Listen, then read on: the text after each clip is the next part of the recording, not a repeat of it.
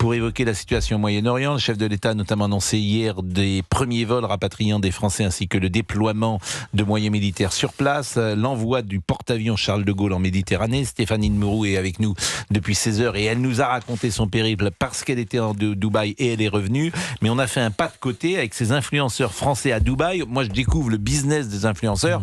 Je suis très circonspect sur tout ce que vous me dites, mais enfin, je veux bien vous croire. Parce que je suis circonspect, mais peu importe.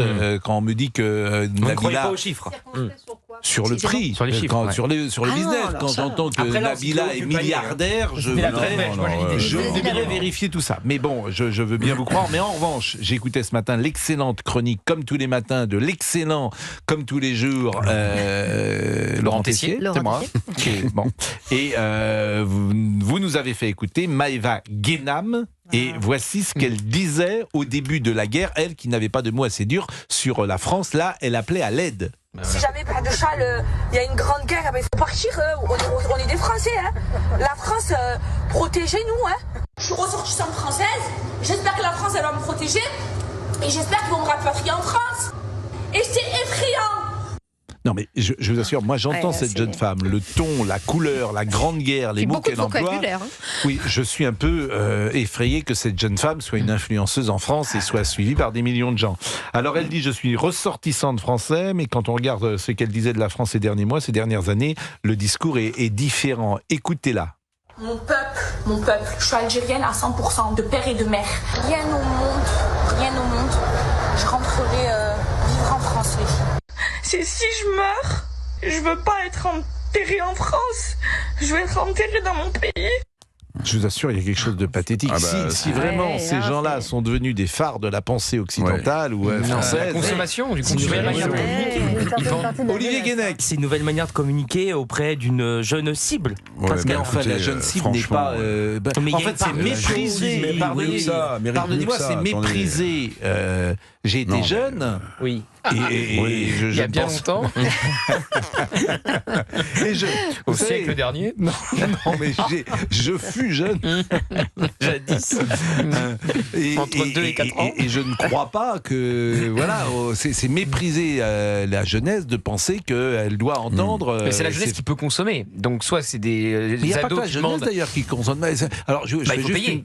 Écoutez, je fais une parenthèse, j'ai jamais compris non plus pourquoi les publicités, les cibles de publicité à la radio et à la télévision s'adressent aux jeunes. Parce que les jeunes, ils ont moins d'argent que les vieux. Mais bon, ils demandent à leurs parents d'acheter. Les vieux, il faut plus. Mes grands-parents, je peux vous dire, ils dépensent plus un radis. Non, mais ils ont 100 ans, vos grands-parents.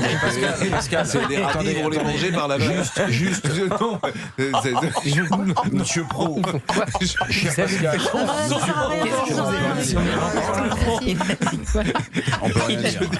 Non, mais pardonnez-moi, à 100 ans, ils ont 100 ans, vos grands-parents. C'est pas autre chose. Mais les 45, 50 ans, 60 ans, ça consomme. Bah oui, vous consommez beaucoup, vous paraît-il. Il n'a pas le temps, il est à l'antenne tout le temps. Non, mais sur l'extrait, juste sur l'extrait, sérieusement, on est sûr que c'est la même personne qui parle.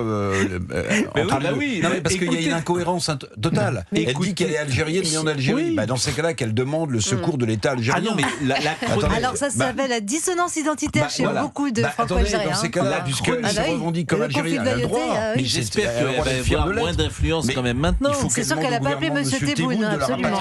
Mais vous avez parfaitement raison. Et la chronique de l'excellent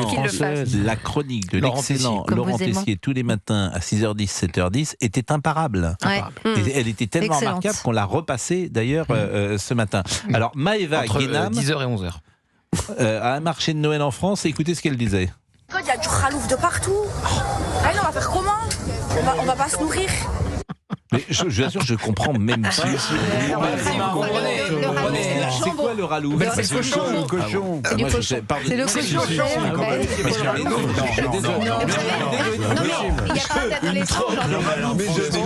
Je suis désolé de vous le dire. Gauthier, on ouvre le capot Pascal Pro aujourd'hui. Gauthier est parti. C'est quoi le ralou? Qu'est-ce que c'est que le ralou? Aujourd'hui, il y a un tas d'adolescents qui emploient le mot à rallonge. vocabulaire quotidien. Vous avez un avantage avec moi. Écoutez je suis ce que dit toujours au Stéphanie. plus près de ce que je Merci, pense. ça va. Si je ne le, mais il y a plein de gens qui nous écoutent, qui ne savent pas le mot. Ralou. Mais il y en a- mais il y a- Mais non, mais les gens aujourd'hui comme ça, parce Eh ben, les gens ils parlent comme ils veulent, mais moi je n'ai jamais. Ils disent, mais wesh, mon frère. personne dans Voilà. ma famille m'a dit donne-moi du ralou. Vous avez jamais entendu wesh mon frère? Il parle comme ça. Ouais, je Vous avez connais. déjà entendu le seum, par exemple? Le seum, bien sûr. Alors, Ah non, il y a des mots que voilà, je il y a connais. des mots comme ça En qui soum circulent. soum. En soum. Voilà, Pascal. Je vous dis souvent, ça passe crème.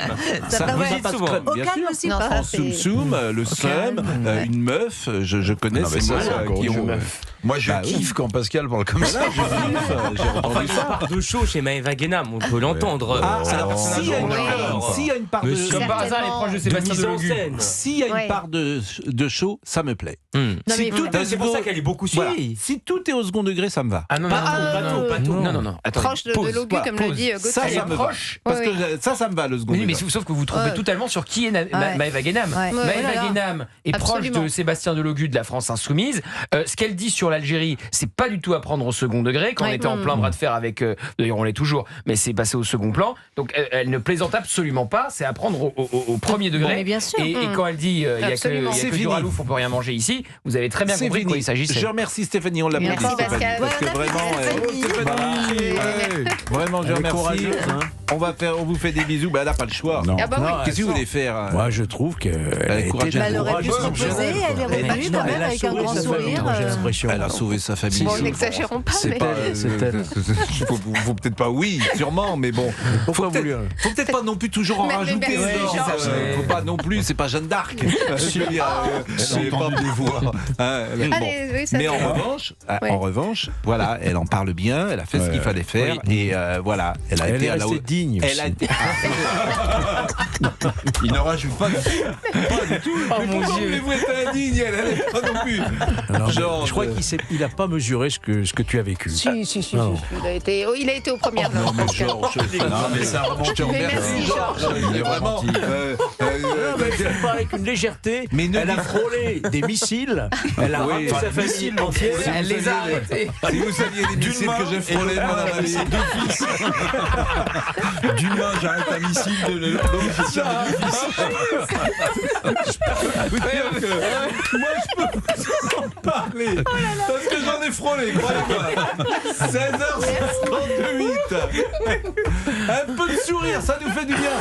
Stéphanie, on vous aime. Voilà. aussi, Voilà la Pascal, je vous vérité. 16h58, à tout de suite. Mais je voulais saluer Laurent Tessier parce que ce matin, il a fait une remarquable chronique comme tous les matins. Nous l'avons diffusée d'ailleurs plusieurs fois, et Exceptionnel. notamment dans l'émission L'heure des pros entre 9h et 10h, qui était également, ou entre 10h et 11h d'ailleurs, je ne sais pas si elle est passée entre 10 et 11 sur l'antenne de CNews et sur l'antenne d'Europe, parce que justement, vous avez rapporté des témoignages d'influenceuses, et notamment cette jeune femme que je ne connaissais pas. Maëva Guénam. Mais je ne sais même pas comment vous connaissez ces gens-là. Non. Moi, je ne les Bah, connais pas. Je ne peux pas vous dire autre chose. sur les réseaux sociaux, on va être un peu On va Mais moi, je regarder suis les sur les réseaux Marseillais, sociaux. Mais vous ne suivez ça. pas d'influenceurs. Parce que C'est Moi, c'était pas dans vos algorithmes, Pascal. Non, mais Vous n'êtes pas sur son compte Insta. Non, mais alors, par exemple, alors ils ont tous des noms, mais c'est pas leur vrai nom. Thibaut Inchep, je sais pas. Non, Thibaut- Quand même, par contre, Pascal. autant Maëva Guénam, vous Ouais. pouvez ne pas la Ouais, respecter, non, autant c'est Thibaut le Inchep, chef. vous C'est le respectez. plus connu. Bon, C'est moi, le plus je le connu. connais. Mais Thibaut Inchep, je connais son nom. Ah. Oui. Mais s'il passe Qu'est-ce auprès de qu'il fait, moi, Thibaut InShape? mais il Il fait de la est, je muscu. sais pas, il fait de la, je sais pas Ouais, ce qu'il fait. il fait du Mais sport. Il est très connu. Il a été même emmené, il a Le même été président de la emmené par le République. président de la Voilà, République exactement. dans son avion Oui, mais là, quand il est allé visiter les militaires pour Ouais. Noël. Alors C'est écoutez le ce plus qu'il a connu. dit, c'était sur C'est l'émission milliardaire. de Canal sur Click, Ouais. l'hypocrisie de certains influenceurs, dit-il. Thibaut Inchep. C'est malheureux le conflit qui se passe actuellement, c'est hyper triste, on ne le souhaite pas du tout en France. Il y a des gens qui sont bloqués à Dubaï, mon frère il y a mon frère par exemple qui est bloqué en Thaïlande en l'occurrence. Mais aujourd'hui le but c'était de dénoncer l'hypocrisie des influenceurs qui sont à Dubaï, qui fuient les impôts, qui fuient parfois même la justice française. Je ne parle pas de tous les influenceurs, mais de certains, ce qu'on appelle influx-voleurs, qui arnaquent les Français et qui, ça y est, il y a la guerre, veulent que la France les protège. Oui, la France va les protéger, ça va se passer comme ça, mais c'est en mode, ils passent leur vie à, je vais utiliser un terme, excusez-moi, à chier un petit peu sur la France. Et là, le fait de de dire ça y est, la France, on a besoin de nous, c'est pas aussi simple. Alors oui, la France va aider parce que la France est généreuse, mais dans ce cas, essayer d'avoir un discours un peu plus politiquement correct, on va dire, tout du long. Alors Thibaut Inchep, alors c'est I-N et puis le S majuscule. Shape. Good shape. Ah, Inchep. You are in a good shape. Voilà, mais c'est pas son vrai nom, quoi. Non, il s'appelle pas Thibaut Inchep. Pascal Monsieur Shape. C'est pas Monsieur Shape. Monsieur et Madame Shape ont un fils. J'adore vous faire réagir et vous faire penser que je ne sais pas. Mais bon, je sais que je ne sais rien. Alors, Thibaut Inchep. Alors, c'est intéressant de regarder les discours de certains influenceurs, peut-être des personnalités que suivent vos enfants sur les réseaux sociaux. Celle qui a fait parler, c'est Maëva Guénam. Proche de la France Insoumise. Alors, elle a 3 millions d'abonnés sur Instagram. Mais qu'est-ce qu'elle propose, cette jeune femme, en temps normal? Elle a fait de la télé-réalité et puis après, comme tous les influenceurs, des produits. Mais ça veut dire quoi, influenceur? C'est très simple. Vous faites payer par des marques pour faire de la publicité. Mais qui a envie de payer Maëva Guénam? Beaucoup de monde, Pascal. Vous avez 3 millions d'abonnés. 3 millions d'abonnés qui voient les produits. Je peux vous dire qu'il y a un certain nombre de personnes. Mais ce qu'elle dit ne me paraît pas extrêmement intéressant. Ah non, mais c'est pas vous la cible, Pascal. Vu ce qu'elle propose. Tout ce qui est cosmétique, c'est pas pour vous. Ça dépend. Je pourrais. Mais c'est des produits cosmétiques. Par exemple, pour la peau. Non, mais c'est vrai. Oui, il me regarde. Oui, non, c'est vrai. C'est pour ça, c'est vrai. Non, mais je regarde. Alors, je ne suis pas Maëva Guénam, mais je sais ce qu'elle fait. Vous consommez des cosmétiques, c'est ça qu'il veut dire. Des produits cosmétiques, des produits de beauté, des produits aussi. Et après, les marques cartonnent, elles vendent énormément grâce à ces influenceuses. Et elles gagnent beaucoup d'argent. Oui, placement de produits. Eh ben, on va placer des produits, d'accord. Eh ben, écoutez, vous savez, 3 millions de potentialités. Eh ben, là, on ouvre le capot des influenceurs. Je le dis pour excellent. Oui, on avait tous ouvert. Vous connaissez la plus grande influenceuse du monde, quand même. On se souvient. Vous savez qu'il y a eu une loi pour régir. Booba, vous vous souvenez de Booba? Oui. Mais Booba, c'est pas un influenceur. Oui, mais c'était attaqué aux influenceurs. Oui, mais alors quel est le plus grand influenceur du monde? La plus grande, au départ, c'était Kim Kardashian, et en France, vous savez qui c'est? Non. Nabila. Nabila. Qui ne doit pas être très mal. En fait, toute issue du monde de la télé-réalité. Elle gagne des milliers d'euros par photo. Attendez, vous êtes certaine qu'il n'y a pas exagération de la part des journalistes? Parce que influence quoi, vous? C'est-à-dire que Madame Nabila... Nabila? Non. C'est des dizaines de millions d'euros. Mais Pascal, les jeunes n'écoutent pas la radio et ne regardent pas la télé. Nabila pèse des dizaines de millions d'euros. C'est des sommes mais bien sûr, c'est des sommes Vous ne vous rendez pas compte du capitalisme immatériel. Vous ne vous rendez pas compte. Pas tous ensemble. Nabila pèse des millions d'euros. Ah oui, des millions. C'est des centaines de milliers d'euros par mois. Bien sûr. Des centaines de milliers d'euros par mois. Vous ne vous rendez pas compte. Vous êtes, oui. Vous savez quoi? Je vais vous donner un exemple. J'ai un ami qui est dans la tech, qui avait proposé une solution de sécurité. Il voulait faire appel à elle, il est installé aux États-Unis. Vous savez combien elle prend de l'heure? Qui ça? Nabila? Je ne sais pas. Pour faire une pause. 700 000 euros de l'heure. Je vous assure que c'est vrai. Vraiment, je voudrais vérifier tout ça. Mais je vous promets, d'abord, je suis 25 000 euros par parce que Éric Revel, qui connaît un peu le monde des affaires, non mais je vous assure, lui qui a un gros... En 2020, la presse belge estimait que Nabila était devenue milliardaire. Non, mais c'est vraiment... Éric Revel, un gros influenceur du côté de la Quard. Attention. De l'île de Ré. Vous êtes un gros influenceur là-bas. Il aurait touché 1,50 franc. Pour faire 1,50 franc pour faire la publicité de la Bonnotte, qui est une petite pomme de terre. Mais Pascal, en fait, c'est de l'offre et de la demande, tout simplement. 700 000 euros la pause. 25 000 euros par publication. En 2020, ça a augmenté. Et par publication, elle en fait 10 par jour. Ça veut dire que c'est ça. Ça coûte 25 000 euros. Mais moi, je vais mettre influenceur. Mais il y en a. Non, mais sans compter les marques qui payent. Tous les jeunes veulent faire ça. Eh ben, je vais être influenceur. Voilà, j'influence la pub. Voilà, je vais. Vous semblez vraiment découvrir ce truc-là. Oui, vous découvrez un peu la lune. Non, mais vous savez qu'elle a le sac Birkin d'Hermès le plus cher au monde. Vous vivez dans une grotte, Pascal. Oui.